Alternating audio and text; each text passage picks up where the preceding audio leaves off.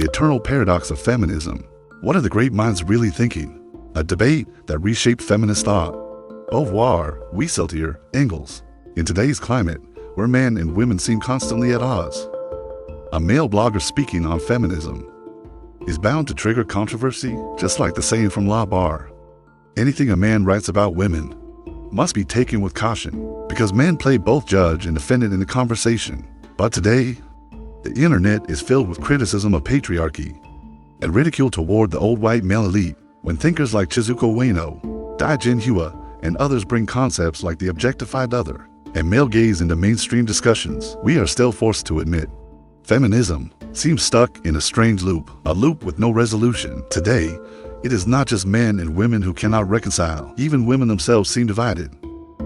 But if you trace back through feminist history, you will see this conflict was already exposed in a great debate from the last century, a debate that highlighted the ideological deadlock within feminism. Both sides of that debate were led by some of the most iconic thinkers in human history, and one of the first among them was Engels, the historical materialist and philosopher. Together with Marx, he helped define the worldview of the proletariat and the foundation of socialism, ideas that would reshape the modern world.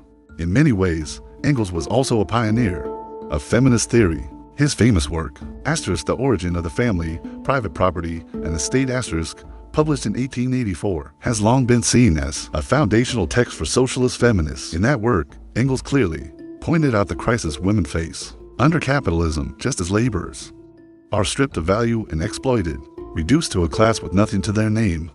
So too are women, who become a kind of double proletariat.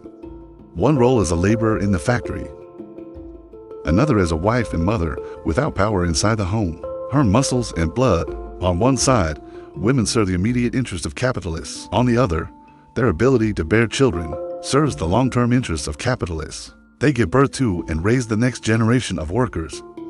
So the machine of labor never stops. But where did this crisis come from? Engels had a clear answer. The structure of society is shaped by productivity.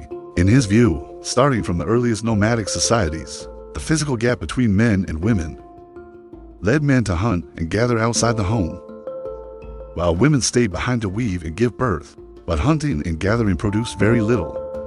There was nothing to store, nothing to grow, so the gap in productivity between men and women was small. But with the invention of iron and bronze tools, humanity entered the farming age, and every new tool was designed to amplify male strength. Men began digging, planting, building, and as they expanded the land, they also expanded the surplus from each harvest. Production grew fast, faster than ever before, faster than anything possible in the nomadic era. And in the farming age, men became the owners of private land and tools. Compared to women, every man became a capitalist. Compared to men, every woman became a laborer with nothing. So this was never just about gender. It was about class. To solve the crisis facing women, private ownership must be abolished. We must move toward a socialist model of shared resources. Capitalists will no longer control the tools of production, and men will no longer control them either. Everything will be owned by the people. Only then can equality truly exist, including equality between men and women. That was Engels' answer to the dilemma of women's oppression. But whether his answer can actually work is another question, because this way of thinking has closed many doors for feminism today. If productivity defines relationships in society and the economy defines everything above it, if it was the combination of male traits with inventions like bronze and iron tools that led to the crisis women face today, then who should feminism really criticize? Was it biological differences that first caused the division of labor? Did those physical differences shape how work was assigned?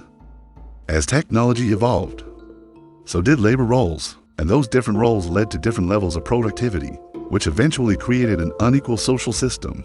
In this process, if there was a choice made, it was not by any one person, but by all of humanity. It was history's choice, maybe even destiny's choice. For example, today, women enjoy far greater status than before, largely because information technology has boosted women's productivity. So instead of spending time attacking patriarchy, perhaps it's better to focus on changing productivity itself. That is one of feminism's biggest dilemmas today. From the viewpoint of historical materialism, patriarchy may be harmful, but it was also inevitable. To criticize something that was historically determined is to argue against a system with no clear target. Until, 65 years later, another voice entered the debate. She was Simone de Beauvoir, often called the mother of modern feminism. How would she respond to Engels? And what new problems would her ideas face in return? We'll explore that in the next episode.